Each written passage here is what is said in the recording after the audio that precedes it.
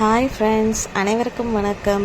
இன்றைக்கி நம்ம என்ன பார்க்க போகிறோம் அப்படின்னா பிரியாணி எப்படி செய்யுதுன்னு பார்க்கலாம். குக்கரில் ஒரு 2 ஸ்பூன் அளவுக்கு நெய், ஒரு 2 ஸ்பூன் அளவுக்கு எண்ணெய் ரெண்டுத்தையும் சேர்த்து காஞ்சதுக்கப்புறம் கரம் மசாலா ஐட்டம்ஸ்லாம் சேர்த்துக்கலாம். அது சேர்த்ததுக்கப்புறமா நான் நறுக்கி வச்ச வெங்காயத்தை நீளமாக நறுக்கி வச்ச வெங்காயத்தை எடுத்துக்கிறேன்.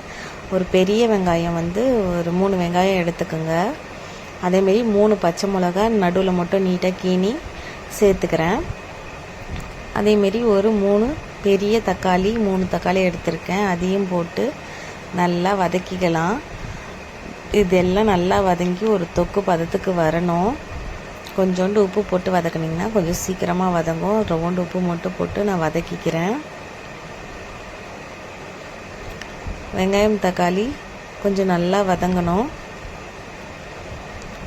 நான் 1/2 கிலோ அரிசிக்கு 1/2 கிலோ கறி எடுத்திருக்கேன். அடிக்கடி வதக்கி விடுங்க, இல்லைன்னா அடி பிடிச்சிக்கும். நான் ஒரு பிரியாணி இலை,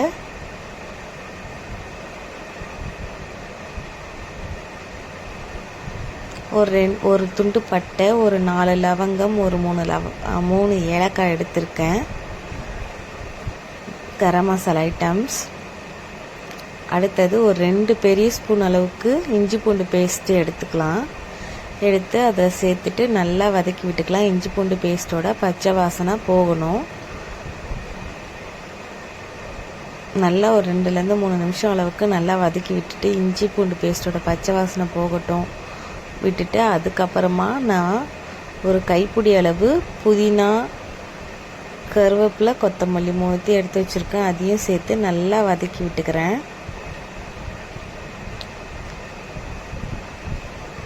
இதெல்லாம் நல்லா வதங்கினதுக்கப்புறம் நான் கழுவி எடுத்து வச்சுருக்கிற சிக்கனை சேர்க்குறேன். சிக்கன் நல்லா கலந்து விட்டுக்குங்க.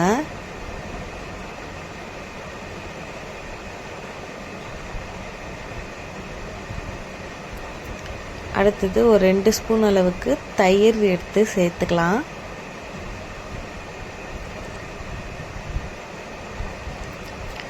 நம்ம சேர்க்குற ஒரு பொருளையும் சேர்த்துட்டு ஒரு 2லேருந்து 3 நிமிஷம் அளவுக்கு நல்லா வதக்கி விட்டுக்குங்க.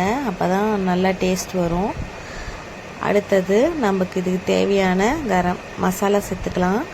நான் ஒரு 1/2 ஸ்பூன் அளவுக்கு குழம்பு மிளகாய்த்தூள், 1/2 ஸ்பூன் அளவுக்கு கரம் மசாலா, கொஞ்சோண்டு மஞ்சள் தூள், அப்புறம் இதுக்கு தேவையான அளவு உப்பு போட்டு நல்லா வதக்கிக்கிறேன். ஒரு 2லேருந்து 3 நிமிஷம் பாருங்கள், நல்லா வதக்கிடுங்க. இது பாருங்கள் எந்த அளவுக்கு வதக்கி விட்டுருக்கேன்னு. இதை லைட்டாக விசில் விட வேணாம், சும்மா மூடி போட்டு மூடி ஒரு 10 நிமிஷம் அளவுக்கு விடுங்க. இப்போ நான் காமிச்ச டம்ளரில் 2 டம்ளர் அளவு அரிசி நான் எடுத்திருக்கேன். 1/2 கிலோ அரிசி. சிக்கன் நல்லா வேகட்டும்னு ஒரு 10 நிமிஷம் கழித்து நம்ம கழுவி வச்சிருக்கிற பாஸ்மதி ரைஸை அதில் சேர்க்குறேன். நான் அரிசியை ஊற வைக்கலை. ஊற வச்சா குழஞ்சிற மாதிரி இருக்குது, அதனால் நான் ஊற வைக்கலை. அரிசியை சேர்த்துட்டு நல்லா கலந்து விட்டதுக்கப்புறமா நான் 2 கிளாஸ் அரிசி எடுத்துருக்கிறேன் இல்லையா, அதுக்கு 3 கிளாஸ் அளவுக்கு தண்ணி, ஒரு கிளாஸ்க்கு 1/2 கப் அளவுக்கு தண்ணின்ற பதத்துக்கு நம்ம சேர்த்துக்கிறோம். சேர்த்துட்டு இப்போ உப்பு காரம்லாம் செக் பண்ணிவிட்டு கொஞ்சமாக உங்களுக்கு கலர் பவுடர் வேணும்னா சேர்த்துக்கோங்க. சேர்த்துட்டு குக்கரை க்ளோஸ் பண்ணிவிட்டு 2 விசில் விடுங்க.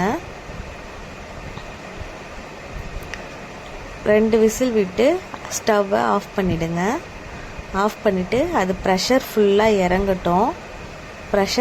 இறங்கட்டும்னு சொல்லி ஓப்பன் பண்ணி பாருங்கள். சூப்பராக பொலன்னு செம்மையாக பிரியாணி ரெடி. நீங்களும் செஞ்சு பார்த்துட்டு எப்படி இருந்துச்சுன்னு எனக்கு கமெண்ட்டில் சொல்லுங்கள்.